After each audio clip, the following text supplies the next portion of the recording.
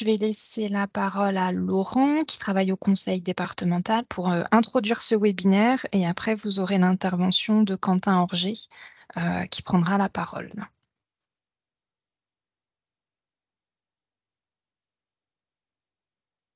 Je te laisse la main, Laurent.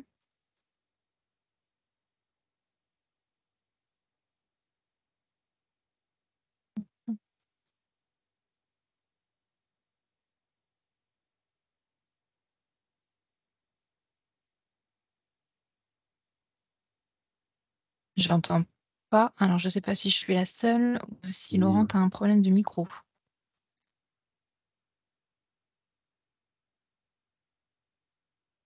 Non, on t'entend pas, Laurent.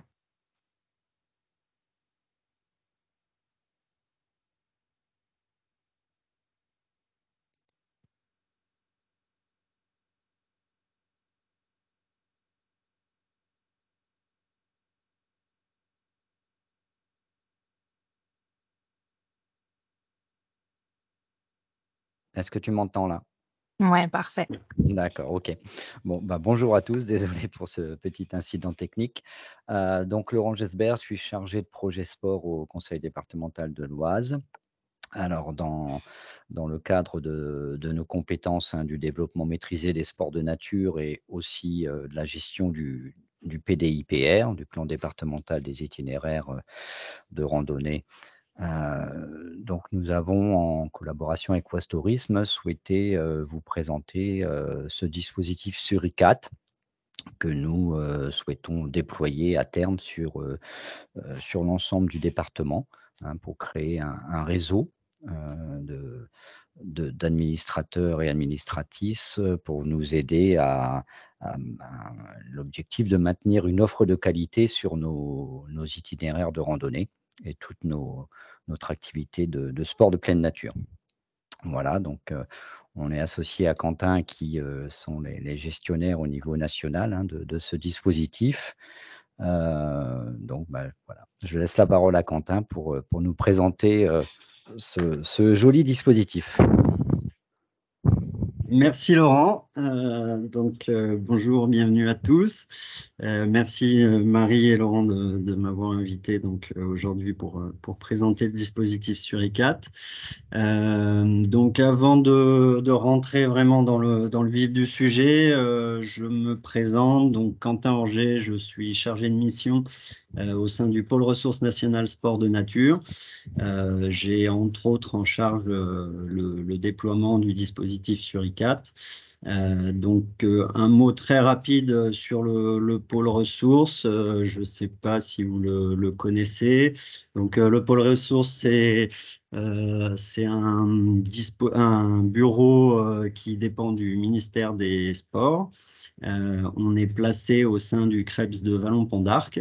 Et donc notre mission, c'est d'être un peu une interface entre les administrations et les acteurs du développement des sports de nature, quels qu'ils soient, mouvements sportifs, collectivités, gestionnaires d'espaces naturels, etc. Dans ce cadre-là, le pôle ressources a développé la solution Suricat. Donc, c'est financé par le ministère des Sports et développé par le pôle ressources national sport de nature, qui le déploie partout sur le territoire national. Et donc, comme aujourd'hui, on vous le présente dans le département. Alors, pour débuter cette présentation, je vous propose de visionner une courte vidéo qui va présenter dans les grandes lignes ce que c'est que Suricat.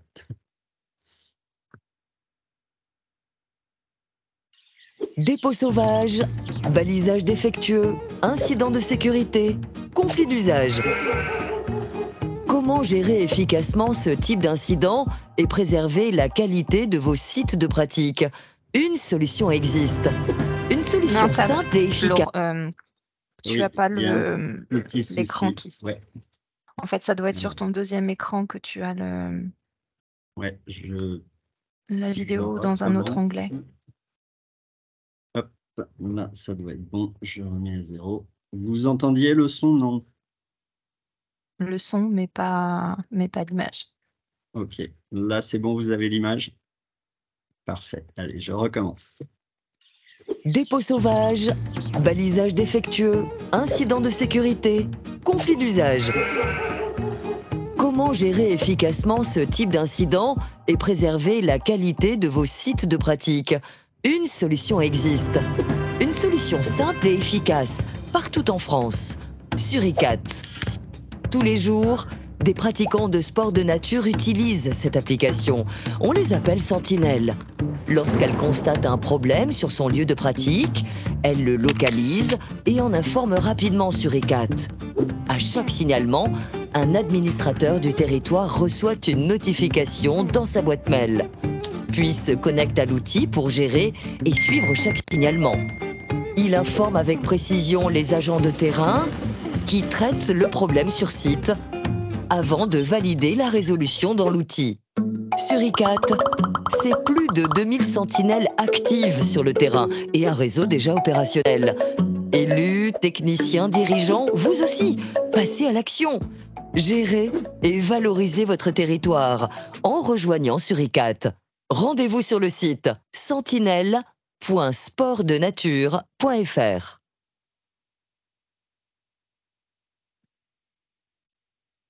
Alors, voilà pour cette première présentation. Donc maintenant, je vais revenir sur tout ça un peu plus en détail pour que vous compreniez bien comment ça s'organise, comment ça fonctionne.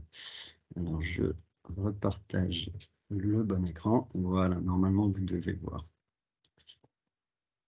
Donc, Suricat, comment un pratiquant, une sentinelle, donc on les appelle les sentinelles, va pouvoir signaler un problème qu'il rencontre au cours de sa pratique de sport de nature. Donc, il a 2 à 3 manières de pouvoir signaler. La première étant de se rendre après sa sortie, quand il rentre chez lui, sur le site internet de Suricat, où il va pouvoir donc signaler le problème qu'il a rencontré. Et là, sur le site internet, il va devoir pointer sur la petite carte qu'on voit ici, là, où il peut zoomer, il peut aller très finement jusqu'à un scan 25 de l'IGN, et il va devoir pointer précisément le lieu de l'incident qu'il a rencontré. Deuxième solution qui s'offre à lui, c'est de télécharger l'application Suricat sur son smartphone ou son iPhone. Et là, dans ce cas-là, la localisation du signalement sera géolocalisée. Il va pouvoir, au cours de sa pratique, en direct, faire le signalement. Il sera automatiquement géolocalisé. Il n'aura pas à pointer lui-même le lieu du signalement. Et puis, une troisième façon pour lui de signaler, c'est d'utiliser les outils des partenaires de Suricat.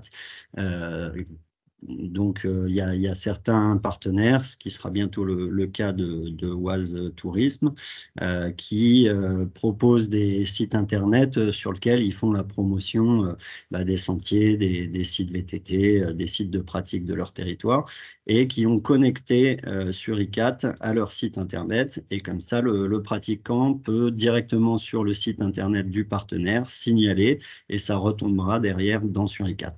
Donc ça, je vous en reparlerai par la suite. Donc je ne vais pas m'étendre plus que ça. Donc Suricat, ça permet de signaler des incidents sur 4 types.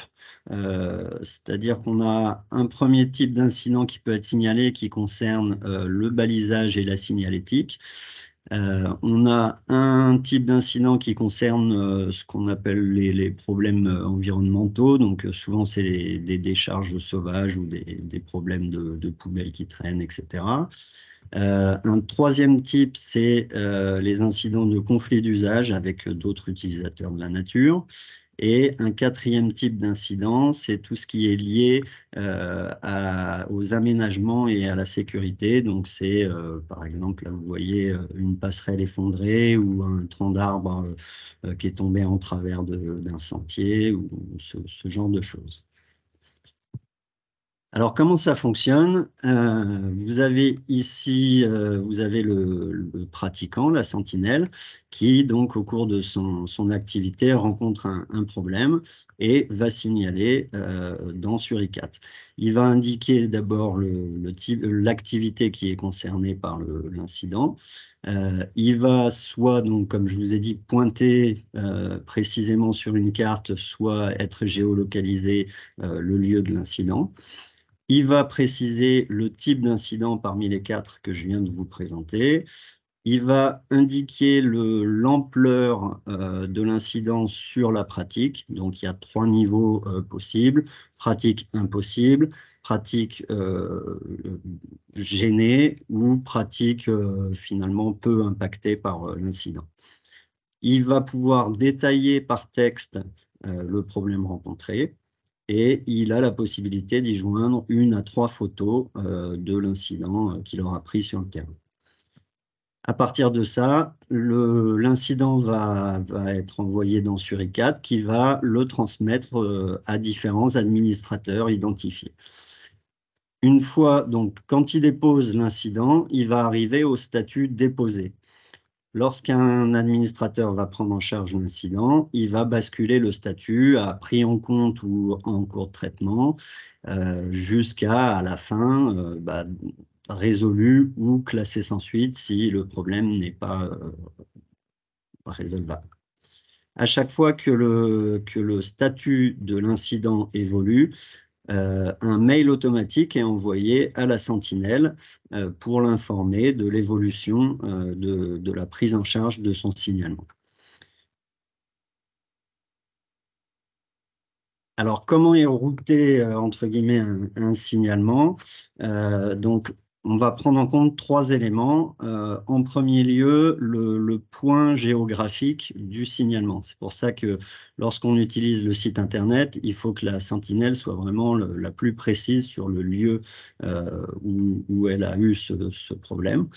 À partir de ce point géographique, on va aller interroger les ressources de l'IGN qui vont nous dire sur quel département se situe l'incident, quel EPCI, quelle commune et quel parc naturel régional éventuellement est situé l'incident. Ça, c'est un premier élément. Ensuite, en fonction de l'activité déclarée pour l'incident et en fonction du type d'incident déclaré, à partir de ces 3 éléments, Suricat va identifier parmi les administrateurs enregistrés dans Suricat qui est concerné par ce signalement et lui envoyer. Alors, comment on déploie le réseau d'administrateurs? Comment derrière, une fois le signalement déposé, comment ça s'organise? Donc, on a entre guillemets trois types d'acteurs dans le réseau d'administrateurs. En premier, donc, on a le gestionnaire de Suricat. Donc, je vous ai dit, c'est nous, Pôle Ressources Sport Nature, qui sommes gestionnaires. Et ensuite, on a des coordinateurs ou des administrateurs. Globalement, c'est les administrateurs qui vont être chargés de résoudre l'incident qui va leur être transmis. On a depuis 2020 fait une évolution de Suricat pour créer ce statut de coordinateur. Le coordinateur, lui, son rôle, il va être plutôt de développer le réseau d'administrateurs infra sa structure. Donc là, on va prendre le cas qui nous rassemble aujourd'hui. Marie et Laurent, donc conseil départemental et Oise Tourisme, vont être plutôt sur un rôle de coordinateur. Et ils vont déployer, enfin, ils vont créer par la suite, à ceux qui seront intéressés, des comptes administrateurs, donc par type d'acteurs. Donc, je vais revenir rapidement sur ces types d'acteurs. Vous voyez, vous avez soit les acteurs, on va dire, collectivités territoriales, Donc là, c'est vraiment le cas qui nous rassemble aujourd'hui, avec le département plutôt en coordinateur, qui va pouvoir créer des comptes administrateurs aux EPCI de son territoire. Donc à vous, Office du tourisme ou communauté de communes, qui seraient peut-être intéressés pour être administrateurs. On a également les services de l'État parmi les administrateurs. Donc là, il s'agit des agents du ministère des Sports qui sont placés dans les services déconcentrés, soit en SDGUS au niveau départemental, soit en DRAGES au niveau régional. On a également des acteurs du mouvement sportif, donc les fédérations sportives, où là, on va plutôt retrouver en tant que coordinateur une fédération au niveau national qui va déployer son réseau et créer des comptes aux agents qui seraient dans les comités départementaux. Donc, prenons le cas de la randonnée pédestre. On a 2 coordinateurs à la fédération au niveau national qui déploient leur réseau et créent des comptes à différents agents des comités départementaux de la randonnée pédestre. Et enfin, donc, on a un 4e type d'acteurs qui sont plutôt les gestionnaires d'espaces naturels, donc soit les parcs nationaux, parcs naturels régionaux, éventuellement des réserves nationales, où on a là en cours un partenariat qui est en train de se créer, par exemple avec les CEN, les conservatoires d'espaces naturels.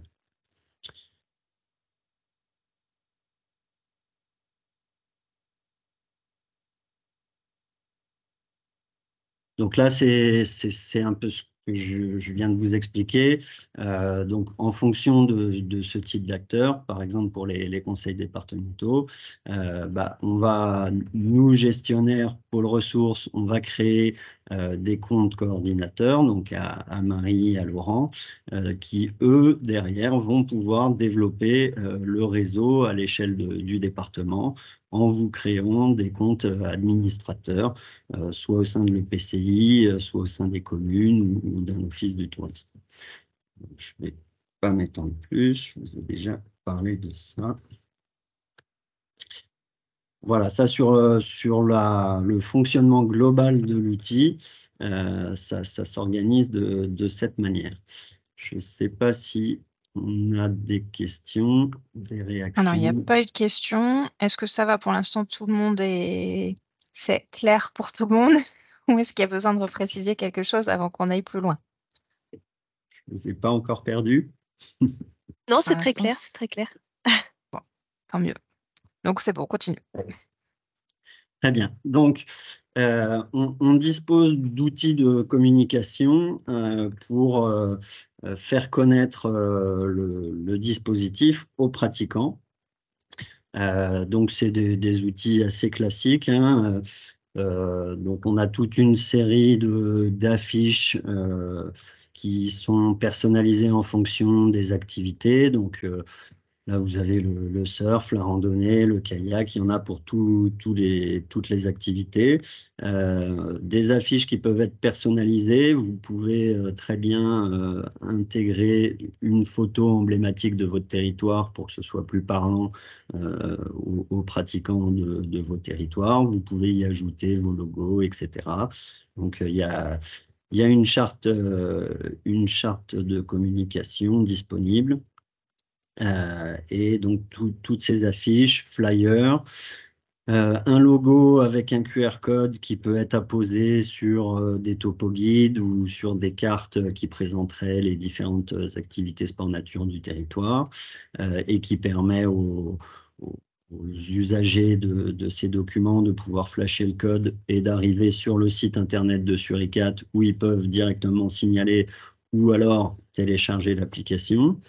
Et puis, on a donc deux petites vidéos, dont celle que vous avez vue précédemment, qui présentent le dispositif. Alors, il y en a une qui est plutôt orientée, celle que vous avez vue, pour les techniciens et les élus. Et puis, on en a une plutôt grand public pour les pratiquants. qui peut être présenté sur des écrans à l'Office du tourisme ou ailleurs. Vous pouvez en disposer. Donc, tous ces éléments de communication sont disponibles sur le site grand public sur ICAT, mais également si vous êtes administrateur, dans votre back-office sur ICAT, vous avez un onglet communication où vous retrouvez tous ces éléments. Alors, on dispose également d'une API, donc qui est une solution qui permet de connecter sur ICAT à vos sites internet ou vos applications qui présenteraient soit un site de pratique, soit, par exemple, on a régulièrement des partenaires qui développent des espaces de trail avec une application qui fait la promotion. Et donc, on peut connecter sur cette application de trail sur ICAT pour que les pratiquants, depuis cette application qui présente le site, puissent signaler et que ça revienne dans Suricat, ce que je vous indiquais tout à l'heure. Donc, soit sur des applications, soit sur des sites Internet. Donc, on a de plus en plus de départements qui développent ces sites et qui connectent Suricat pour permettre aux pratiquants de signaler depuis leur site et que ça revienne dans Suricat.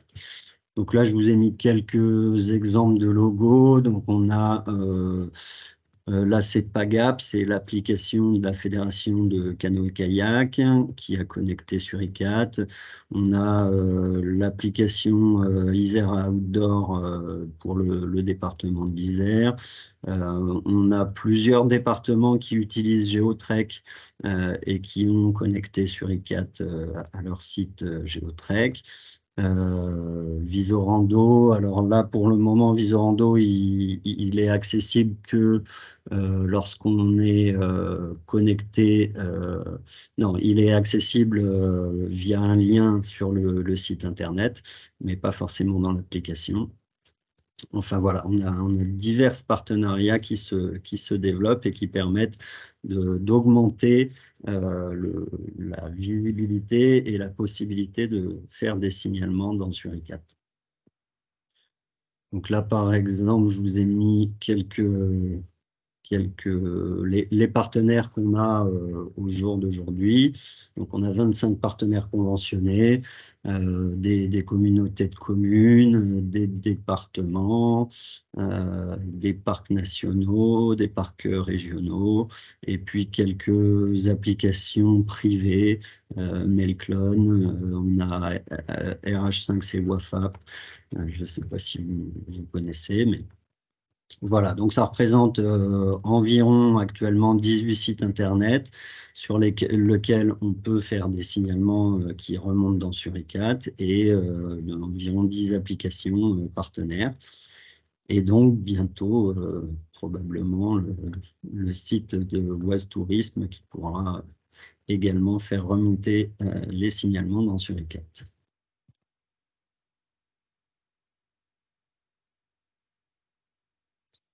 Est-ce que là-dessus, vous avez, vous, des sites Internet sur lesquels vous communiquez sur l'offre sport nature et randonnée et sur lequel on pourrait connecter l'application Suricat? Est-ce que ça vous parle ou pas? Alors, pour le parc naturel régional Oise Pays de France, au sud de l'Oise et partie au nord du Val d'Oise, mais bon, pour la partie, en tout cas, on est en train de refaire notre site sur Géotrek en passant à la V3 du site, et même c'est les 4 parcs naturels régionaux d'Île-de-France, on va y mettre Suricat. Alors, je m'interroge de où est-ce que ça va remonter quand les gens vont signaler un problème sur les itinéraires. Parce qu'il y aura une partie sur l'Oise, le reste sur l'Île-de-France, dont divers départements d'Île-de-France. Bon, alors c'est un cas particulier, hein, mais... Ben, oui et non, c'est justement un peu ce que je vous présentais. En fonction du lieu du signalement. S'il est sur le parc de l'Oise, il sera renvoyé aux administrateurs qui seront identifiés sur le périmètre de ce parc. Donc ça pourra être éventuellement des agents du PNR si vous êtes administrateur, mais ça pourra être aussi le département ou Oise Tourisme en tant que coordinateur administrateur. Ça pourra être la communauté de communes concernée par ce signalement, s'il y a un administrateur identifié. C'est vraiment, voilà. Donc, c'est lié à la géolocalisation du problème. Hein. Exactement. 3 paramètres, la géolocalisation et l'activité et le type d'incident. Parce que Ouais. on peut paramétrer les comptes administrateurs en fonction de ces 3 critères. Et donc, on peut attribuer un territoire géographique, une ou plusieurs activités. Si vous, par exemple, vous souhaitez être administratrice, mais que pour l'activité randonnée pédestre, eh ben, on vous paramètre que sur cette activité. Vous ne recevrez pas les autres alertes, même si elles sont sur votre périmètre géographique, mais qui concerneraient l'escalade ou le VTT ou une autre activité.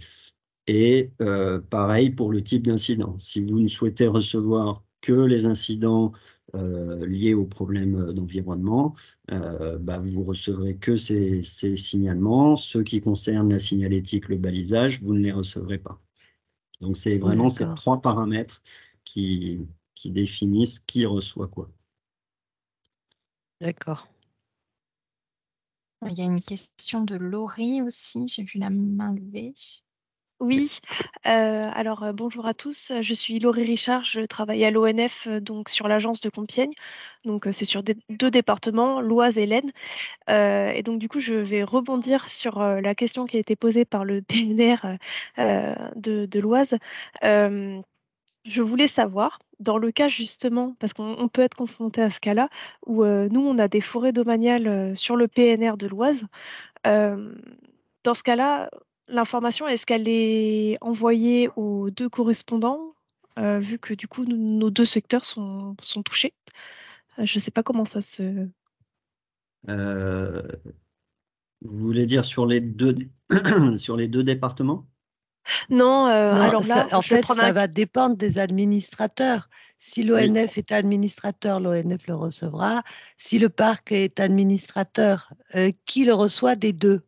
Les Bah, 2? c'est ce Oui. qu'il faudra. Il va falloir qu'on le fixe ensemble, en fait. Soit on va se répartir, par exemple, typiquement pour l'ONF et le PNR, soit vous souhaitez, va falloir qu'on se fixe une règle, en fait, de qui va gérer le problème, Oui. soit est-ce qu'on donne l'information à tous les 2, enfin, les 2 structures, et vous allez répartir, ou est-ce qu'on définit tout de suite que si c'est en forêt, c'est forcément l'ONF et le PNR a uniquement une information.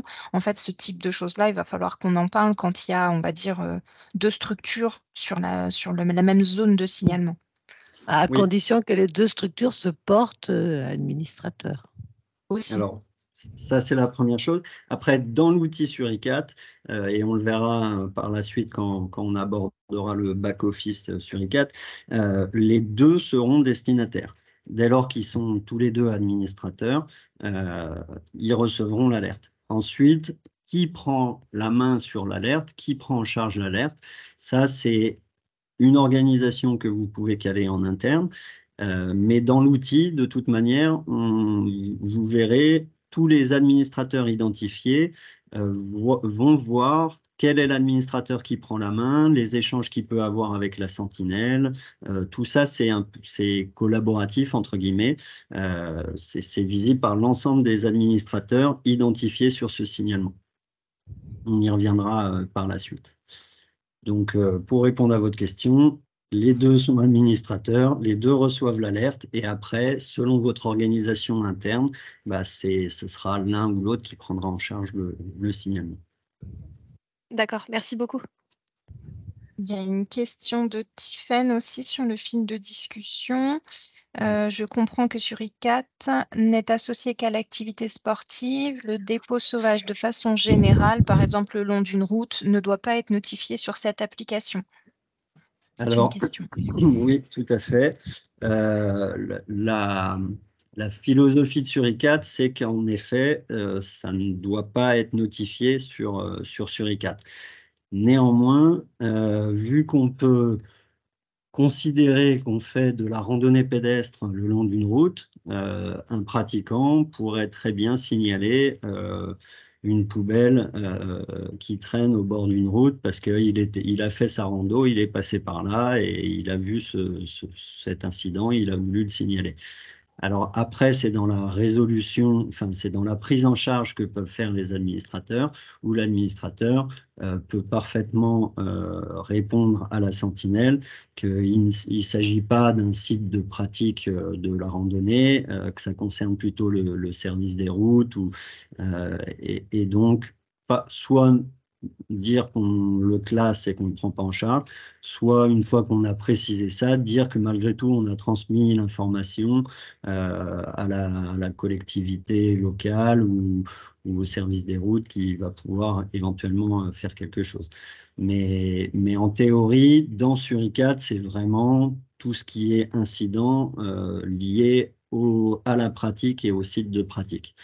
Donc une route n'est pas forcément un site de pratique de la randonnée. Même sur les problèmes de voirie publique, le but, c'est pas que ça devienne un formulaire de le lampadaire dans la rue où j'habite ne fonctionne plus ou des choses comme ça. On n'est pas dans ce type de dispositif. C'est ça. Même si on n'est pas à l'abri d'avoir quelques signalements qui nous remontent comme ça. Donc là, on leur dit que merci de l'avoir signalé, mais c'est pas le lieu, le bon C'est pas le endroit. bon formulaire. C'est pas le bon formulaire. Il y a une autre question de Caroline. Est-ce que les administrations s'inscrivent elles-mêmes sur Suricat ou faudra-t-il passer par Westoris pour s'inscrire? On va le voir à la fin du webinaire sur comment on va procéder si vous êtes intéressé sur le effectivement, comment ça va se passer.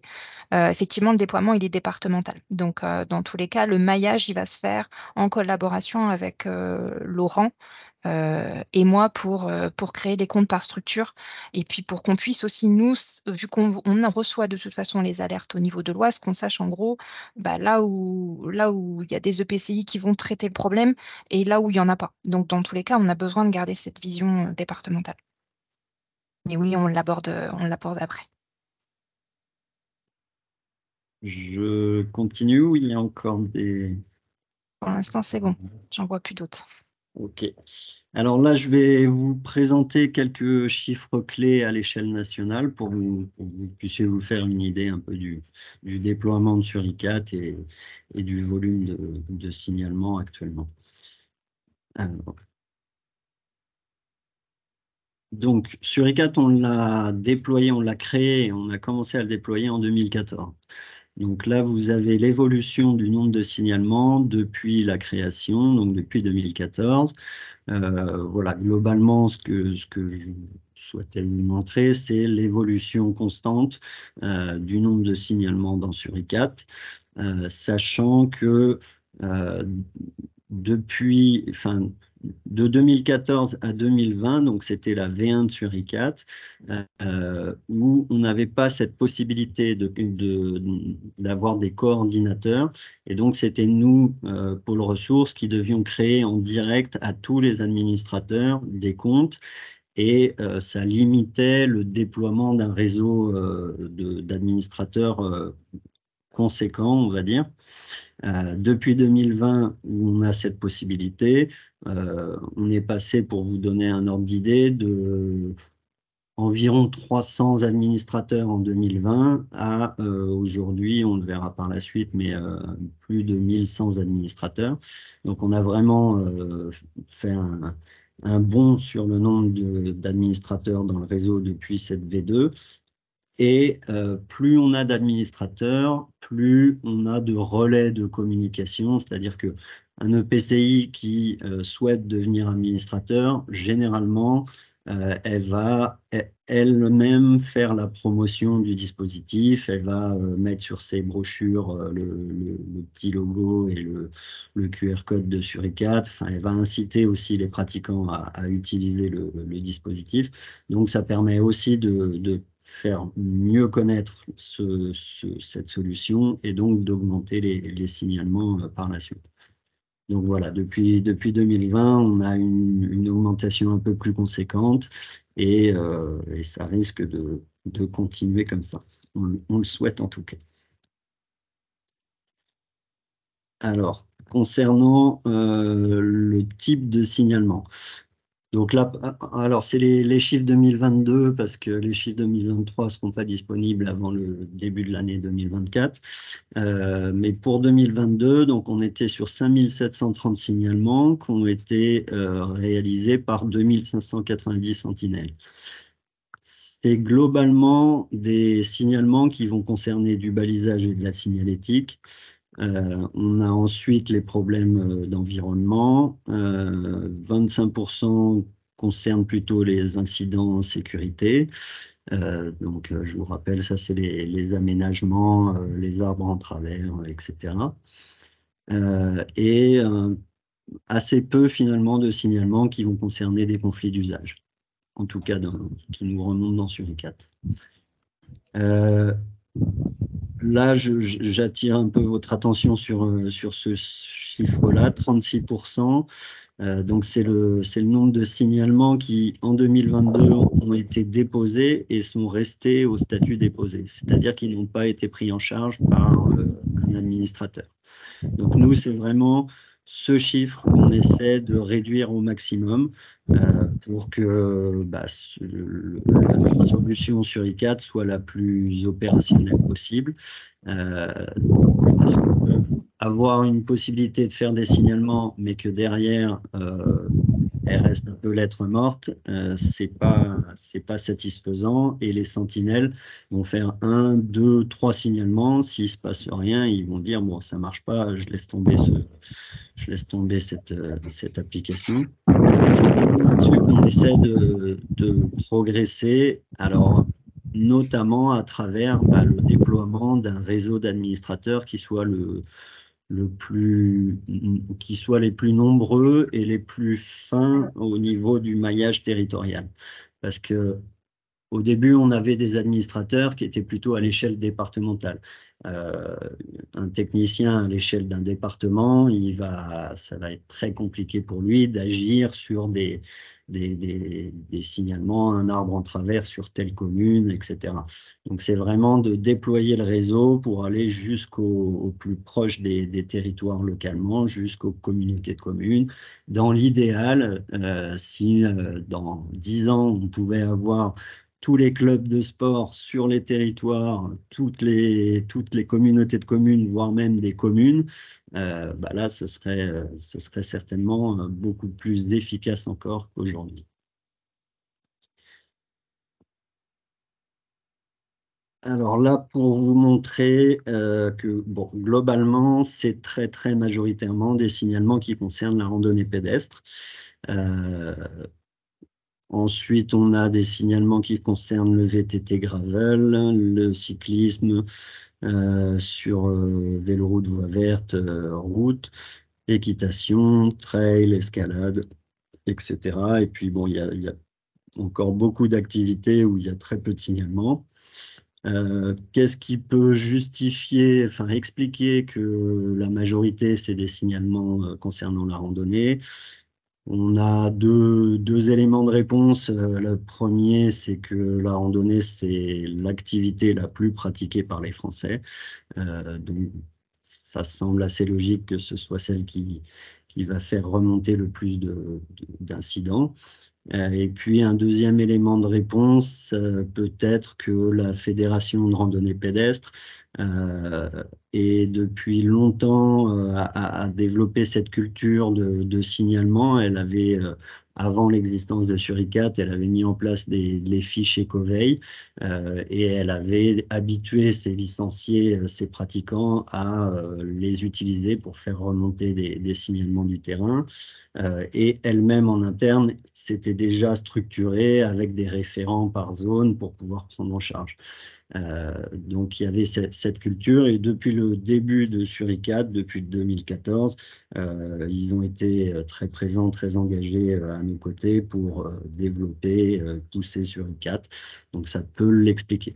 Il y a un troisième élément de réponse, hein, c'est que la randonnée pédestre, c'est aussi pour les collectivités l'activité un peu phare au sein du PDIPR, même après localement sur vos territoires, c'est l'offre phare, hein. Donc voilà, il y a peut-être toutes ces raisons qui font que c'est là-dessus que remonte le plus de signalements. Alors, d'un point de vue des départements, on a tous les départements qui, à minima, ont reçu en 2022 un signalement. En moyenne, on est plutôt autour de 57 signalements par département, mais c'est vraiment qu'une moyenne parce que on a quelques départements là qui sont un peu plus sombres, qui sont très investis depuis quelques années déjà dans Suricat et qui ont déjà développé leur réseau assez finement d'administrateurs, qui vont pas mal communiquer sur l'outil et qui font que ils reçoivent le plus de signalements. Par exemple, pour vous donner un ordre d'idée, l'Isère, qui est le premier département, entre guillemets, en nombre de signalements, en 2022, c'était un petit peu plus de 800 signalements. Donc voilà, les 57, c'est vraiment une moyenne. Il y a des signalements, il y a des départements où c'est un signalement, quand d'autres sont à 200, 300, 800 signalements. Donc voilà. En moyenne, c'est 57 signalements par département. Peut-être Marie, je te laisse présenter cette... Oui, donc Quentin vous a présenté les chiffres pour la France. Là, vous faire un petit zoom sur l'Oise, parce qu'effectivement, même si on n'a pas déployé l'outil aujourd'hui, il n'y a que le département et la fédération départementale de randonnée pédestre qui recevait les signalements jusqu'à aujourd'hui. On en recevait déjà. Donc, pour vous donner un ordre d'idée, en 2022, on était sur 30 signalements à l'échelle de l'Oise. Et cette année, là, donc de janvier à novembre, on est à 35 sur l'année. Ça dépend complètement des semaines. Il y a 15 jours, on en a eu 3 dans la semaine. Et là, ça fait 15 jours qu'on n'en a pas. Donc, il fait beau, les gens partent en forêt. Et puis voilà, on va avoir un signalement sur un balisage qui ne va pas à un endroit, sur un dépôt sauvage à un autre endroit, et un conflit d'usage moto et oui, c'est ça, moto et balade à pied en forêt la semaine dernière. Donc voilà, c'est aléatoire. Je vous ai mis une petite courbe, nombre de signalements en 2023 par mois, pour vous montrer que voilà, il n'y a pas plus un mois qu'un autre. Donc avril, mai, juin, septembre, août, il y en a moins. Alors, même si c'est l'été, je ne sais pas, les gens partent en vacances et perdent l'habitude de signaler, je ne sais pas. On va falloir qu'on s'habitue aussi à ces chiffres-là. En termes de type de signalement, donc à 50%, c'est principalement des problèmes environnementaux et liés à des dépôts sauvages. Ça, c'est vraiment, voilà, clairement 1 sur 2. C'est voilà, un dépôt sauvage en forêt, dans une clairière, au bord d'un chemin, des choses comme ça. Après, on est donc 12% sur des incidents, 18% sur des problèmes de balisage et 15% sur des conflits d'usage. Et je vous ai mis le nombre de signalements par EPCI. Donc, s'il n'y a pas le nom de votre EPCI qui remonte là dans cette liste-là, c'est que sur 2022 et 2023, nous n'en avons pas eu. Ça ne veut pas dire qu'il n'y a pas de problème. C'est juste qu'il n'y a pas de communication de fait aujourd'hui sur le fait de pouvoir signaler un problème lors d'une pratique. Il y a des territoires qui remontent plus, comme le sud de la CC de Senlis. Là, les derniers qu'on a eus, c'est sur ce territoire-là ou sur l'aire cantilienne, principalement parce qu'il y a le PNR. Donc là, on a pas mal de remontées parce qu'on est sur un gros bassin forestier. Le sud de l'Oise, on a pas mal de dépôts sauvages aussi parce que voilà, c'est plus facile de venir vider son camion en sortant de la région parisienne que d'aller en déchetterie, par exemple. Donc on a effectivement, le sud de l'Oise est plus touché, on va dire, par ces phénomènes de signalement de pratiques ou de dépôts sauvages que, par exemple, sur le Pays de Bray, où aujourd'hui, je n'en ai pas, par exemple, sur ce territoire-là. Donc voilà, vous donnez quand même quand même quelques chiffres là sur ces 2 années où on n'a pas communiqué sur le dispositif, à part, si la personne allait, sur le site national, Suricat pour déposer un avis ou sur l'application du PNR qui aujourd'hui existait déjà. Il y a l'office de tourisme de Compiègne-Pierrefonds aussi qui depuis le début de l'année a mis sur son site internet, des formulaires de signalement sur les pages de randonnée de son site internet. Donc ça peut aussi rentrer par là.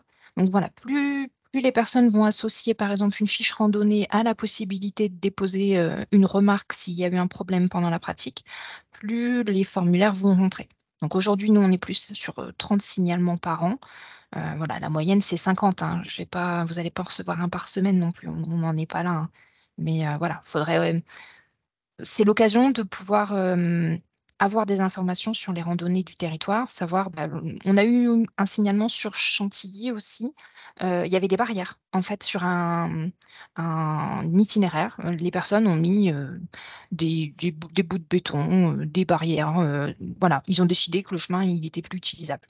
Là, je vous ai mis, voilà, quelques exemples. Ça, c'est des photos sur des signalements OASE. C'est pas les mêmes photos que Quentin, donc typiquement, voilà, le dépôt de pneus, le dépôt de gravats, un arbre avec le balisage, qui est tombé. Bon, du coup, ça veut dire qu'il faut retourner, pour aller, mettre le balisage sur un autre arbre. Ça peut être, la photo en haut à gauche, le chemin est tellement plus emprunté que ça y est, la nature reprend ses droits, donc on peut plus y aller. Ça peut être des choses comme ça. Je vois qu'il y a un message: «Département où la rando est fortement présente, genre moyenne montagne, pas de signalement post-tempête». On en a eu un, une personne, qui a fait un signalement après la tempête, sur la CC du Pays de Valois. Un arbre en travers, pareil, donc c'est l'avantage en fait, les personnes elles signalent l'endroit et elles postent une photo, donc ça permet tout de suite de pouvoir voir où est le problème, de voir «l'ampleur» entre guillemets du problème, si on peut passer au-dessus ou si c'est vraiment quelque chose qui peut être dangereux parce que l'arbre n'est pas totalement tombé ou s'il est au sol et on peut le contourner facilement. Donc là justement, par exemple, on les reçoit nous, Laurent, moi et monsieur Bouchy de la fédération de randonnée pédestre. Donc quand ça concerne un problème de randonnée pédestre, c'est la fédération qui va, voir pour remettre le balisage en place ou trouver une solution avec le PCI de territoire. Et sur les autres problèmes, c'est Laurent et moi qui faisons généralement un email ou qui appelons la communauté de communes pour dire: «Bon, voilà, on a, un problème, sur ce territoire-là. Est-ce que vous pouvez vous en occuper ou pas?» Donc certains d'entre vous ont déjà eu des échanges avec moi là ces derniers mois parce que voilà, on essaye de reprendre la main et de trouver des solutions à ces problèmes-là. Et donc là, c'est avec la CC Pays de Valois, pour le problème sur l'arbre. Juste pour préciser un peu cette question, c'est très net, par exemple, qu'en forêt, systématiquement, quand il y a une tempête, les chemins forestiers sont gênés par des arbres tombés ou qui menacent de tomber éventuellement. Est-ce que Suricat, c'est un des moyens de signaler simplement, hein, à la limite pour aider l'ONF qui a, j'imagine, la gestion de ces chemins, qui sont Ah oui, complètement. D'ailleurs. Est-ce que ça fait partie du processus? Est-ce que c'est prévu comme ça? Ou est-ce que ça concerne, par exemple, uniquement les chemins PDIPR ou en tout cas balisés? Est-ce que n'importe quel chemin empruntable peut être signalé comme sur Suricat comme connaissant un problème? Oui. Toutes les pratiques. Toutes les pratiques et tous les chemins, les sentiers. Après, Suricat, la promesse de Suricat, c'est de pouvoir signaler un problème et le faire remonter. Après, c'est vraiment qui va pouvoir le prendre en charge. Des fois, il y a des signalements qui pourront pas être pris en charge parce qu'il y aura personne pour pouvoir les traiter derrière. Chez un particulier, mais là, en l'occurrence, je pensais essentiellement aux forêts domaniales qui sont traditionnellement beaucoup pratiquées par les touristes, mais également les locaux, on va dire. C'est l'ONF c'est du ressort de l'ONF d'ailleurs. Il y a une convention d'accueil du public avec le département. C'est pour ça qu'on a une personne de l'ONF qui est aussi à ce webinaire, avec qui, du coup, je travaille depuis quelques mois. N'importe quel signalement, du coup, lui est remonté et c'est elle qui voit en fonction de l'endroit et du type de signalement, la réponse qu'elle doit apporter à ça. Donc, oui, on en a conscience et ça va être traité plus tard. En tout cas, l'idée, c'est d'en avoir connaissance et après, on voit comment on peut agir dessus. Laurie, je te laisse prendre la parole. Merci, c'est gentil. Je voulais juste revenir par rapport à ce que vous disiez. C'est vrai que pour les arbres, à la limite, sur les sentiers, c'est vrai qu'on pourra intervenir dans ces cas-là. Marie Breut m'a fait remonter quelques signalements que moi-même j'ai retransmis à mes collègues qui étaient sur les secteurs concernés. Mais alors après, c'est vrai qu'on parle de 50% des signalements qui concernent des déchets sauvages. Là, je tiens juste à préciser, malheureusement, c'est des en fait, même si c'est en forêt domaniale, c'est des déchets qu'on subit, c'est pas nous qui les produisons. Donc là, dans ce cas-là, c'est toujours un petit peu plus difficile, de régler ce genre de problème, mais on essaye toujours d'intervenir, au mieux. Mais c'est vrai que, voilà, je voulais juste repréciser, voilà, les déchets, c'est quelque chose qu'on subit, c'est pas quelque chose qu'on produit malheureusement Oui, oui, ah ou non, heureusement. oui, oui, clairement, et c'est la même chose pour les communes, hein. Le déchet, le dépôt sauvage à l'entrée d'un pré et tout ça, on connaît ça Ouais. régulièrement sur les communes rurales du Pays de Bray, par exemple, ou Mmh. de Picardie verte, c'est clair. Mais à chaque fois, c'est bien du ressort de la commune lorsque c'est Ouais. ou du particulier chez qui ça a été déposé, hein, à la limite. Mmh. Et Ouais, ça, mais c'est ouais. ouais. Mmh. C'est toujours compliqué. On essaie toujours de faire au mieux, mais c'est vrai que vous parliez du département donc, qui nous aide financièrement à s'occuper de ce genre de Mmh. déchets, de dépôts. Mais c'est vrai que là, j'ai des tableaux en fait, qui récapitulent un petit peu toutes les dépenses qui sont liées à ce genre de dépôt. Et en fait, ça ne fait qu'augmenter, Oui, oui, malheureusement. Et puis, c'est des sommes qui sont assez hallucinantes quand on y repense. Mais voilà, il faudrait toujours plus de moyens pour lutter face à ce genre de les problème. déchetteries n'ont pas suffi à. Non, non, Non, malheureusement, je pense qu'il y a un travail à faire aussi avec, peut-être, pour, je sais pas, assouplir assouplir les déchets qui peuvent accepter ce genre de choses. Mais bon, c'est Et, encore un autre travail. et alors, juste pour terminer sur ce sujet en forêt, puis après, je laisse. Euh, lorsqu'il y a il y a souvent des aménagements type banc ou panneaux d'information sur les sentiers forestiers qui peuvent être plus ou moins dégradés ou abîmés. Est-ce que ça fait partie aussi des choses signalables par Suricate, tout simplement? Tout à fait, oui.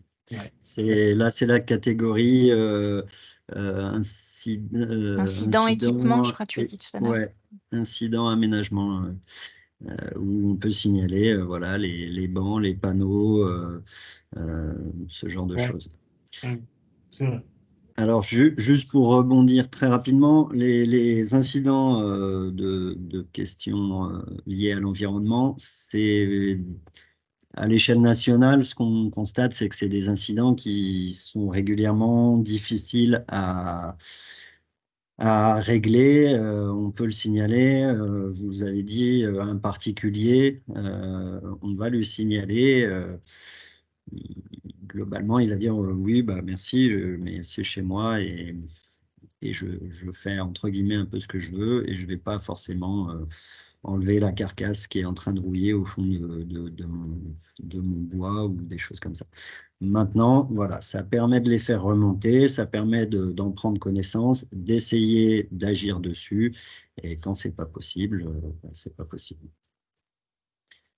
Deuxième élément sur lequel je voulais rebondir, on a des collectivités qui utilisent Suricate en tant que sentinelle, comme un peu un outil pro pour, en amont de préparer un marché pour l'entretien des sentiers. Il y a le technicien qui va aller parcourir les sentiers et qui va utiliser Suricate pour signaler les différents travaux qu'il va repérer et qui ensuite il va prendre sa casquette administrateur et il aura la liste de tous les signalements qu'il aura fait avec la position géographique, avec une ou deux photos qu'il pourra transmettre soit à une équipe technique, soit au prestataire qui aura eu le marché pour l'entretien.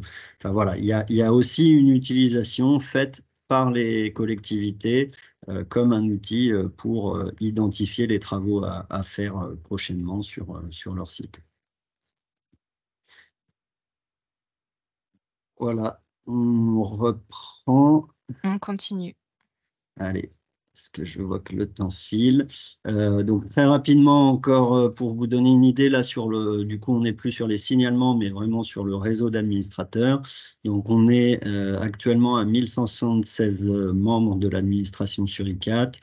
Globalement, donc c'est 6 agents au pôle, 74 agents sur le ministère des Sports, donc 59 dans les services départementaux, 5 dans les services régionaux. Ça représente oui, donc 74 agents.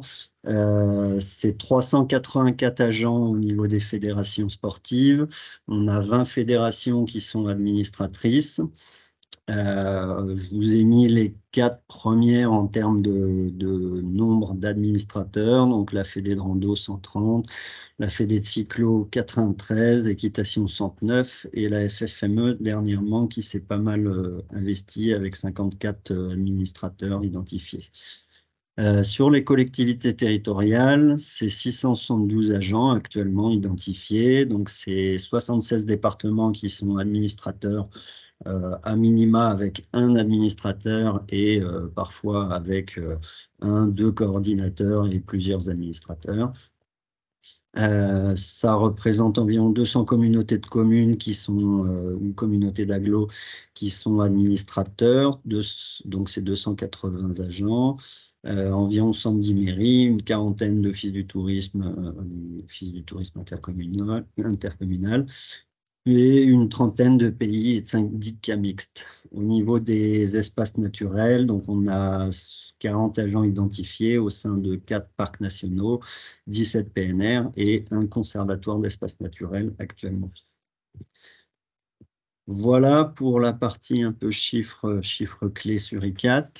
Je vous propose de terminer donc sur une présentation rapide du back-office. Donc, c'est le compte administrateur. Si vous êtes administrateur, vous avez un compte dédié sur lequel vous vous connectez avec votre adresse mail et votre mot de passe.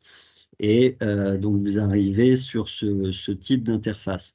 Bon, alors là, en haut, c'est vous en tant qu'administrateur, vous avez que le signalement et le réseau. Non, je dis des bêtises. En tant qu'administrateur, vous avez que les signalements, le kit de communication et l'onglet aide. Quand on est coordinateur, en plus, on a le réseau et la coordination. Et puis moi, étant gestionnaire, en plus, j'ai tout ce qui est gestion contenu du site.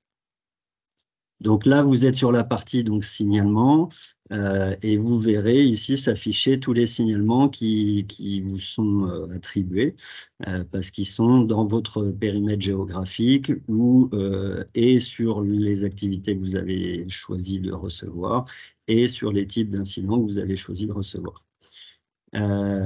Vous pouvez cliquer sur donc, le signalement, vous arrivez sur cette page avec un premier onglet général qui reprend toutes les infos. Donc, le courriel de la sentinelle, vous n'aurez que le numéro de la sentinelle, vous n'aurez pas son adresse mail pour des raisons de RGPD. Vous avez accès donc aux photos qui ont pu être jointes, le statut où vous pouvez faire évoluer le statut, et puis voilà, vous retrouvez le type de problème, l'ampleur, la description faite. Vous avez la possibilité de générer un lien public qui vous permet d'envoyer toutes les infos, la géolocalisation, les photos, le détail, etc. à une personne qui ne serait pas administratrice, mais qui pourrait, elle, aller régler le problème sur le terrain, un service technique, un prestataire, etc. Vous pouvez faire un message aux autres administrateurs qui auront reçu ce même signalement, ou à la sentinelle pour lui demander des précisions sur le signalement ou autre question que vous auriez. Ensuite, vous cliquez, vous avez l'onglet localisation. Donc là, vous retrouvez les infos de localisation avec le point précis, le PCI, la commune, etc. L'onglet suivi, donc c'est ce dont je vous parlais tout à l'heure. Tous les administrateurs qui recevront le signalement verront dans cet onglet les différents échanges entre l'administrateur qui aura pris en charge le signalement, éventuellement la sentinelle qui aura répondu à un message de l'administrateur, etc. Mais du coup, ça vous permet de pouvoir suivre où en est la prise en charge du signalement et qu'il n'y ait pas deux administrateurs qui, en parallèle, questionnent la sentinelle ou prennent en charge le signalement alors que ça ferait doublon et ça irait pas.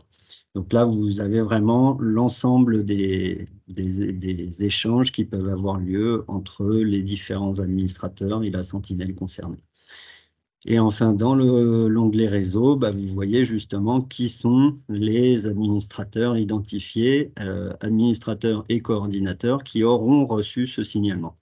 Donc là, actuellement, vous avez Monsieur Bouchu de la Fédération française de la randonnée pédestre, vous avez Laurent Gesbert, donc, qui est du département parmi nous, Marie Breut, Valérie Lecurieux et Marie-Pierre Rouge, donc de la Fédération française. Elles, c'est les deux coordinatrices au sein de la Fédé au niveau national, Fédé de randonnée pédestre.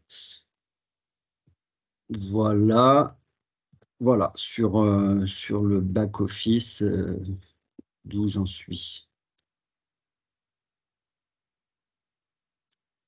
Du coup, je vous laisse. Je oui. vous laisse reprendre. Du coup, l'ambition du département, en fait, avec la nouvelle stratégie qu'on s'est fixée 2023-2027, donc le département EOAS Tourisme, il y a cette ambition de déployer sur ICAT, mais en collaboration avec les EPCI et pas seulement avec la Fédération de randonnée pédestre ou Laurent et moi qui contactons les EPCI alors que le système permet directement que vous receviez les messages et que vous soyez en contact avec la sentinelle pour pouvoir lui répondre en fonction du type de problème. Donc, on souhaite déployer ça avec toutes les EPCI qui auront envie d'avoir les informations et la main en direct avec la sentinelle et le signalement. Donc, cette ambition de déploiement, une ambition de communiquer plus sur le dispositif dès qu'on parle de randonnée. On n'en a pas parlé en introduction, mais l'année prochaine, en juillet 2024, sortira une application pour promouvoir la randonnée à l'échelle de l'Oise. Donc, on va mettre aussi sur cette application ce formulaire de signalement. Ce qui fait que demain, on va avoir à peu près 200 randonnées promues aussi à l'échelle du département, avec potentiellement du coup encore des remontées sur des problématiques sur des randonnées. C'est l'occasion aussi de structurer ces remontées-là, de communiquer tous sur le même type de formulaire, habituer les personnes à indiquer quand il y a un souci, que ce soit le même formulaire en plus dans l'Oise, dans l'Aisne ou si je pars en vacances à Bordeaux, quoi. Donc de déploiement et de résoudre aussi ces problèmes-là pour pérenniser nos parcours. Parce que c'est pas tout du coup de le savoir, c'est comment demain on peut réussir à traiter et améliorer les choses pour qu'on puisse avoir des parcours de randonnée qui soient praticables par tous. Et l'ambition qu'on s'est même fixée dans la stratégie, c'est que 50% des collectivités de l'Oise utilisent sur ICAT à l'échelle 2027. Donc on a 5 ans de stratégie pour développer ça et puis essayer de couvrir au moins la moitié du territoire. Brigitte, tu as une question ? Oui, en fait, concrètement, quand une collectivité locale reçoit un signalement, elle est chargée de le résoudre. Alors, C'est-à-dire, concrètement, qu'est-ce que ça implique? Parce que ça veut dire qu'il faut des moyens derrière. Alors, ce qu'on souhaite, c'est au moins que vous en ayez connaissance et que vous qu'on essaye de trouver une solution. Ça ne sera pas forcément possible, on l'a vu en fonction de la nature du problème. Si c'est un problème de balisage, c'est comment je peux travailler avec la fédération de randonnée pédestre pour aller refaire le balisage d'un itinéraire, ou alors c'est prendre la décision d'arrêter de promouvoir cet itinéraire-là. Dans tous les cas, quand il y a un signalement, normalement, il y a au minimum quelque chose à faire. Si c'est un problème de dépôt sauvage, même si ça prend 3 mois à résoudre, c'est est-ce qu'on peut essayer de trouver une solution pour faire enlever ce dépôt-là qui va en amener d'autres. On l'a eu là encore il y a peu de temps, j'avais une photo du même dépôt il y a 3 mois, alors c'est pire 3 mois après, hein. Donc voilà, c'est comment on essaye de trouver des solutions. Il y a clairement des choses qu'on peut résoudre assez facilement et il y a d'autres choses où ça prendra 6 mois. Il y a, en fait, c'est pas simplement j'adhère au dispositif pour savoir, c'est je veux savoir et j'ai envie de participer à la résolution du signalement. Si vous pouvez, tant mieux. Si vous pouvez pas, on sait que c'est pas un problème de volonté, c'est un problème de capacité. Et si c'est pas possible, c'est pas possible. Là, le signalement qu'on a eu sur le problème de conflit d'usage dont tu as entendu parler sur problème moto et rando, c'est un problème qui est connu sur ce territoire-là. On va voir si on peut mettre des barrières ou quelque chose. Ça va prendre du temps. Et puis, il y a des problèmes, il faut que ça devienne récurrent pour qu'on déclenche des moyens pour pouvoir trouver une solution. Mais c'est un déploiement dans une vocation qui n'est pas que d'avoir l'information. Par contre, oui, bien par sûr. exemple, un office de tourisme peut avoir envie d'être dans le dispositif parce qu'il a envie de savoir quelles randonnées ont des soucis, et des fois des soucis bloquants. On en a eu un aussi sur Chantilly où en fait il y avait toute une partie des berges qui était inondée. En fait, le circuit n'était plus praticable. Bon, heureusement, nous on le savait pas. Donc dans ces cas-là, pendant 15 jours, on arrête de le promouvoir. Ça peut être des actions simples, mais qui aussi juste un arrêt de promotion pendant un laps de temps. Effectivement. Mais après, en termes de moyens, le département, par exemple, n'aurait pas quelques fonds pour financer l'enlèvement d'un dépôt d'ordures ménagères, enfin d'ordures, d'un dépôt de déchets quelque part, ou ce genre de choses? Aujourd'hui, c'est pas prévu dans l'organisation qu'on a mis en place, mais pour savoir s'il y a aussi besoin de moyens supplémentaires, il faut déjà qu'on les quantifie. Et aujourd'hui, le dispositif, il va aussi permettre ça. Est-ce qu'il y a une explosion des demandes? Est-ce que c'est concentré sur un territoire? Est-ce que c'est concentré sur une zone géographique? On ne peut pas apporter la même réponse à tout le monde. Et après, il y a aussi des conventions existantes, que ce soit avec le PNR, avec l'ONF ou avec d'autres. Des engagements aussi pour les sentiers qui sont inscrits au PDIPR, où il y a une obligation de pérennité de parcours. On parle aussi juste de chemins qui ne sont pas forcément fauchés ou avec des choses comme ça. Ça va soulever d'autres choses. Là, on pose les choses, on les structure et on fera des constats derrière. Vas-y, François, je pense que tu veux réagir. Non, c'est juste pour préciser, il y a effectivement, concernant les forêts domaniales, qui sont quand même parmi les sites les plus fréquentés en termes de randonnée dans le département ou de promenade. Donc une convention d'accueil du public dans les forêts domaniales et puis de prise en compte des problématiques écologiques. Donc là, il y aura un lien à faire sans doute avec nos collègues de l'environnement chez nous, qui gèrent cette convention. Et au-delà de ça, quand on parle de dépôt sauvage, dans la majorité des cas, est-ce que le dépôt coupe le chemin ou pas? S'il coupe le chemin, évidemment, il faut agir vite. Sinon, après, c'est la gestion de la suppression des dépôts sauvages comme on peut le gérer quotidiennement, c'est-à-dire les communes sont face au sujet et essayent de le résoudre, mais ça ne se fait pas du jour au lendemain, mais ça n'empêche pas la pratique de la randonnée en règle générale. Le dépôt, il va être dans un coin, sur un parking, enfin, moi, c'est ce que je crois constater, en tout cas. Oui, souvent, ça ne bloque pas complètement la pratique. Il y a des EPCI qui, aujourd'hui, sont même organisés pour aller résoudre ces problèmes de dépôt sauvage on ne les a pas inventés il y a 2 ans. Ils sont là depuis longtemps. Donc, il y a déjà des communes, des EPCI qui ont trouvé des parades à ça. Ça va juste permettre de récupérer des signalements supplémentaires dont ils n'avaient pas forcément connaissance, en fait. Donc, en fait, par rapport à Suricat et à l'utilisation de Suricat, peut-être qu'il y aura besoin à un moment donné d'une grille qu'est-ce qu'on fait dans tel et tel cas, quoi, hein, je ne sais pas.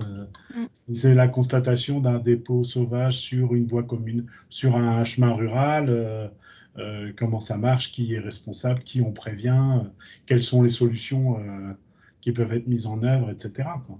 Nous, ce qu'on souhaite, c'est avoir un interlocuteur au sein de l'EPCI. Après, que ce soit la personne chargée je sais pas, des randonnées, des équipements, de la voirie ou tout ça, moi j'ai envie de dire l'organisation, c'est l'EPCI qui va la définir et qui va choisir la bonne personne, etc. Nous, ce qu'on a besoin au niveau départemental, c'est d'avoir un contact en local sur cette problématique-là. Vous pouvez même, vous, après, contacter la mairie de la commune. Peu importe, en fait. C'est comment on arrive à faire le chemin pour trouver une solution et de bons interlocuteurs pour résoudre ce type de problème. Typiquement, ce sera ça, hein. Le PCI redispatchera aux responsables de la voie, enfin de l'itinéraire concerné, quoi. Ouais. De la portion Sach- concernée. Ouais, sachant Vas-y, que, par Aurore. exemple, Oui. Non, vas-y, Quentin. Quentin, et après, c'est Aurore. ouais, je rebondis, mais par exemple, là, vous avez déjà la Fédé de randonnée pédestre qui est administratrice. Donc, elle reçoit, elle aussi, les signalements sur le département. Et lorsqu'il s'agit globalement de sentiers GR, la personne de la Fédé prend la main sur le signalement lorsqu'il s'agit de balisage signalétique. Les problèmes d'environnement, pour le coup, c'est pas elle, c'est peut-être plutôt les collectivités qui vont prendre la main. Et donc ça, après, l'organisation interne, ça demande peut-être effectivement que vous vous coordonniez et que vous établissez Oui, une grille de... une grille. Après, voilà, c'est vraiment propre au territoire. Nous, à l'échelle nationale, on n'a pas été jusque-là parce que les cas de figure sont tellement divers et variés que ça nous est compliqué de faire ce type de travaux. Par contre, si vous le faites à votre niveau local, je suis preneur aussi de vous remonter, voir comment vous êtes organisé et peut-être le partager aussi à d'autres territoires par la suite. Aurore, ton Je vous micro, entends. il faut que tu le réactives. C'est bon, là? Vous Oui, m'entendez? c'est bon, Voilà. nickel. Donc, moi, je suis Aurore Beaufils, donc je m'occupe du patrimoine dans une communauté de communes et de vallées entre Compiègne et Noyon, hein, sur Tourotte, dans l'Oise, bien sûr. Donc, nous, on gère nous-mêmes nos chemins de randonnée, hein, c'est la communauté de communes qui les inscrit, qui demande des subventions, qui les entretient. Il y a une convention avec les communes traversées pour l'entretien. On a une convention aussi avec l'ONF sur nos chemins de randonnée balisés qui font partie de la forêt de l'Aigle au Dorscan. Moi, j'ai aussi des contacts avec Monsieur Aubry de la Fédé de rando. Donc, quand il y a un souci sur nos chemins de randonnée, il revient toujours vers moi et on arrive à trouver des solutions. Par rapport à l'adhésion sur ICAT, est-ce que déjà c'est gratuit, c'est une adhésion gratuite? Après, est-ce que par rapport à une communauté de communes, est-ce qu'il faut que pour une adhésion, ça passe en conseil communautaire? Alors, je vais être très administrative, mais c'est vrai que voilà, est-ce que c'est une adhésion à l'année? Est-ce que voilà, un petit peu par rapport à tout ça, comment ça se passe? Ouais. Alors, c'est gratuit, hein. C'est un outil qui est déployé au niveau national et qui est gratuit. Qui n'est pas quand- gratuit, qui est mis à disposition des Gratuitement. collectivités. Oui, d'accord. Oui, bien sûr. Ouais. D'accord. Mais oui, il n'y a pas de volonté de faire payer les EPCI, les offices de tourisme et tout ça. Non, non. Quentin, est-ce que tu peux mettre la slide d'après, s'il te plaît, du coup? Oui. En fait, nous, ce qu'on voudrait juste avec le département, c'est de faire signer. Alors, on ne l'a pas écrite encore, parce qu'on voulait déjà faire cette présentation et voir aussi comment les réactions, en fait. On voudrait juste faire une convention ou une charte juste entre le département et la structure pour formaliser le fait qu'on vous donne un accès à un outil. Juste ça. Il n'y aura pas de notion d'obligation, de résolution, quoi que ce soit. Il y aura un engagement à suivre les signalements que vous allez recevoir. Parce que nous, on va considérer que sur ce territoire-là, par exemple la CC2V, demain, vous allez avoir la main. C'est vous qui allez vous occuper de répondre à ces personnes-là. Et Laurent et moi, on les verra, mais on ne les traitera plus. Donc, on veut juste formaliser ça sur le fait que oui, je veux un accès à Suricat et oui, je vais y répondre. C'est tout. C'est juste ça qu'on veut faire avec vous. D'accord. Et c'est à l'année du coup ou Pour moi, on va faire. Alors pareil, j'en ai pas parlé avec Laurent, que la convention ne l'a pas. On sait qu'on veut faire quand même quelque chose, mais oui, dans l'idée, pour moi, si on vous donne un accès, et puis c'est jusqu'à temps qu'en gros vous nous disiez, je peux plus le faire. Oui, Donc c'est peut-être même pas annuel, c'est à partir d'aujourd'hui, la CC2V demande à avoir les signalements qui sont localisés sur le territoire jusqu'à temps que ça n'aille plus quoi, ou qu'il n'y a plus personne pour s'en occuper. D'accord. Et si moi, je veux présenter ça en commission, du coup, tourisme et patrimoine, est-ce qu'on peut avoir un outil, par exemple, la présentation d'aujourd'hui, est-ce qu'on peut la récupérer quelque part? Est-ce que vous pouvez nous l'envoyer pour qu'on déjà on fasse une présentation, expliquer un petit peu avant d'avoir la convention et voir si c'est OK chez nous? Si vous, bien sûr. Ça ne changerait pas grand-chose. Au contraire, il n'y aurait que du plus par rapport à ce qu'on fait déjà, notamment vraiment la description géographique, etc. C'est vrai que des fois, on nous dit sur tel chemin, vous savez, côté de la borne, des fois, c'est compliqué, il faut faire tout le chemin pour trouver le problème. Là, c'est vrai que l'appli, elle nous permet d'avoir des informations beaucoup plus précises, en tout cas sur les lieux, et ça, pour moi, c'est du plus. Voilà, c'est pour ça qu'on a enregistré le webinaire et qu'on va redonner à tout le monde la présentation. Parce que vous pouvez avoir besoin, vous, d'en reparler avec une autre personne de votre structure, un autre service, trouver qui serait le bon interlocuteur justement pour recevoir ces messages-là. Donc, vous n'avez pas besoin de vous connecter à Suricat tous les jours. En fait, quand il y a un signalement, vous allez recevoir un mail. Quand on va vous créer un compte utilisateur, on va rattacher ça à une adresse mail. Donc, vous aurez un email vous disant qu'il y a un signalement qui est arrivé. Vous pouvez aller après sur la plateforme et puis là, vous regardez, vous voyez l'image, vous voyez exactement où c'est, etc.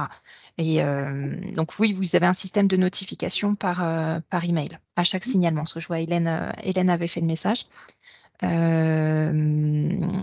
je pense que dans cette charte, on peut aussi prévoir dans quel cadre vous voulez recevoir des messages. Par exemple, ce qu'on disait tout à l'heure sur les zones où nous, on sait qu'il y a déjà l'ONF ou le PNR. Je pense qu'il faudra qu'on en parle à plusieurs pour dire, bon, voilà, qui va s'occuper de quoi? Je pense que cette convention ou cette charte, elle va servir à ça, en fait, de façon à ce que dès qu'il y a une nouvelle personne, on ne remette pas tout en cause. Alors, même si on voit le suivi et que normalement, on n'est pas censé être 3 à répondre à la même personne, ça va permettre juste ça. Sur les communautés de communes où il n'y a pas d'autres interlocuteurs, ça ne sera pas un souci. Et pareil, nous, on va reparler avec la Fédération de randonnée pédestre. Si on part du principe que toutes les problématiques de type balisage, c'est dans leurs mains, ça, on le mettra dans la convention aussi. Vous les verrez. Vous savez qu'il y a un problème de poteaux absents ou de panonceaux qui n'y est plus, mais ce sera dans les mains, par exemple, de la Fédération de rando de le traiter. Et vous verrez ces réponses et quand c'est résolu. C'est un peu ça, là, maintenant, qu'il va falloir qu'on imagine. Donc, le but, c'est que là, on soit plus dans un temps, pour tous ceux qui sont intéressés, d'échange et de questions-réponses. Après, du coup, de signature de cette convention pour cadrer le truc. Et puis après, on vous crée un compte. Et puis, on fait les premières ensemble s'il y a besoin. Et puis, voilà. Ça, ça va se faire au fur et à mesure. Ça peut évoluer, la convention peut évoluer, etc. Aussi.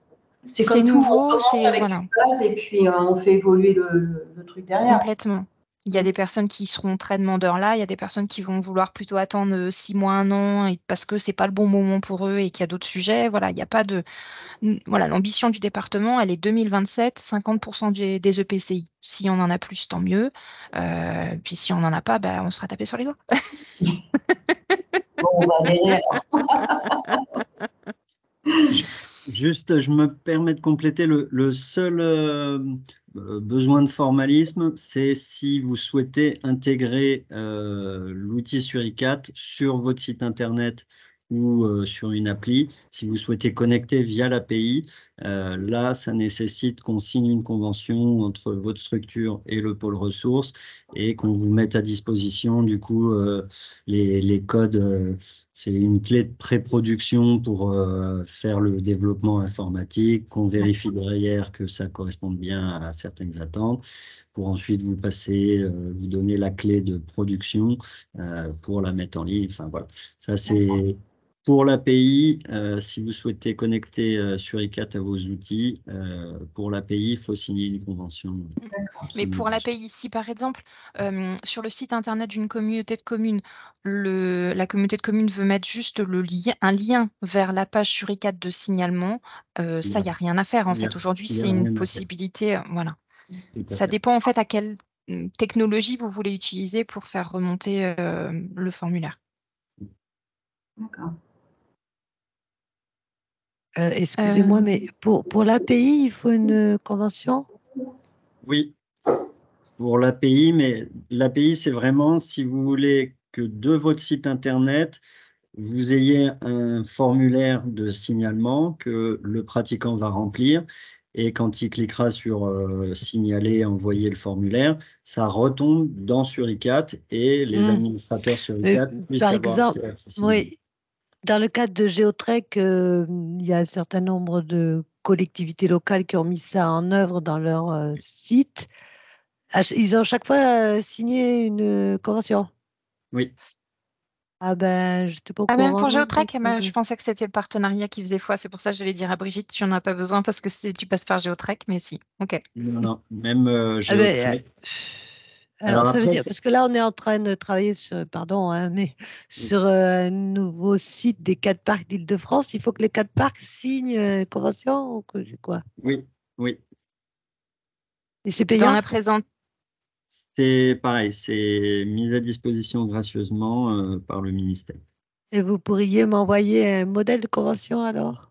Tout à fait. Dans la présentation, il y a les coordonnées de Quentin sur la slide d'après. Donc, je pense que Brigitte, le mieux, c'est que tu lui fasses un email après le webinaire pour lui demander. Et comme ça, vous êtes en relation tous les deux directement Dans la présentation, dans quelle présentation? Là, en fait, cet après-midi, on va envoyer le replay plus la présentation à tout le monde. Et dans les slides, tu auras les coordonnées de Quentin.